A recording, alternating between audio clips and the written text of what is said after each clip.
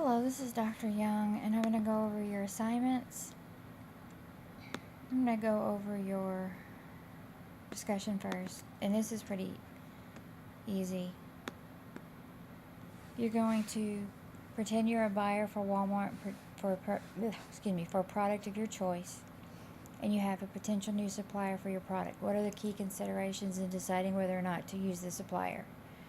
You want to make sure you've read your text and that you consider different aspects of this kind of relationship.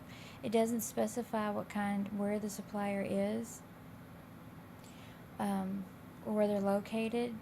So I would make sure to kind of think broadly about that. Probably someone overseas. If it's Walmart, they're probably buying for a supplier overseas. Not necessarily, but it could definitely be. So think about those things. You want to kind of talk about, you know, their reputation, their previous clients, their performance. You might need to get testimonials. You might want to get information as far as how they, there's the safety of their facilities, how they treat their employees. I mean, there's lots of different things you can consider. Aside from the common things like what, their pricing, how, obviously that's something you would consider. But we really want to get kind of deeper into that. What you're looking for there. Not just, are they the lowest price? Or what other considerations are important that could cause you problems down the line? An example is Apple. They had some trouble with a supplier in China because the supplier didn't have adequate working conditions for their employees, and that reflected on Apple. So you have to think about such things when you are picking a supplier. I'm sorry, my voice is a little raspy. Make sure that you post 3 posts, and the first one should be posted on Wednesday. So, and for your assignments, they're both 250 words at minimum. Corporate blunder review, and then product contamination exercise.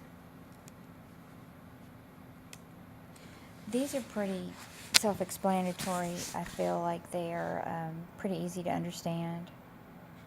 The only thing I would just make sure that you're addressing each of the bullets here in this corporate blunder review. This is easy. You will be able to find corporate blunder very easy. I mean, I can just say the words BP, and then there's a whole, paper you can write right there. So make sure that you're just either using, if you work somewhere that did something, had some bad PR on it, something that they did. So you can use that, or you can do research to one of the big ones like one I just mentioned. But don't use the one I mentioned, because I want you to find your own blunder. What you're going to do is kind of you're going to do an analysis of that. Was it avoidable? Was it intentional, unintentional? Was it environmental? Was it because of a natural disaster or a disaster that no one can control? Or was it because they made a bad decision? You're thinking of these things when you're going through this. Was it an ethics or behavioral disaster? Was it fraud? So just go through each one of these. I'm not going to read them all. But at the very end, I want you to think through all these and then backtrack and decide what they have done to reduce the damage. And then, or what if it happens again? How could you make it less damaging? Hopefully that wouldn't, but you know how that goes. 250 words, APA format. The title page should have a title page, and you should have page numbers, and you should have a reference page and in-text citations. If you're using any kind of source, that means any source. So if you're doing research to try to find information about a company that had a major controversial event happen that hurt their reputation, I expect to see sources for that. Okay. Product contamination exercise. All right, this is a situation where you've got to find a product, an example of a product that had been contaminated. Do not use Tylenol. That is the go-to for everyone. The 1982 cyanide Tylenol. Do not use that. That is not going to be accepted because that is what everybody wants to use, and I want you to look harder for an example. And then talk about what what should an organization do to prepare for such a risk.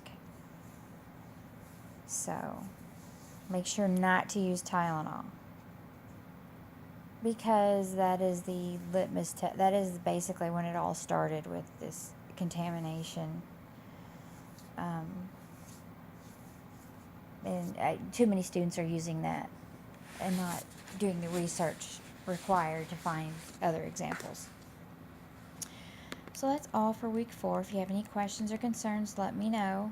If you get stuck, just email me or text me, and I'll be happy to assist you. Thank you and have a good evening.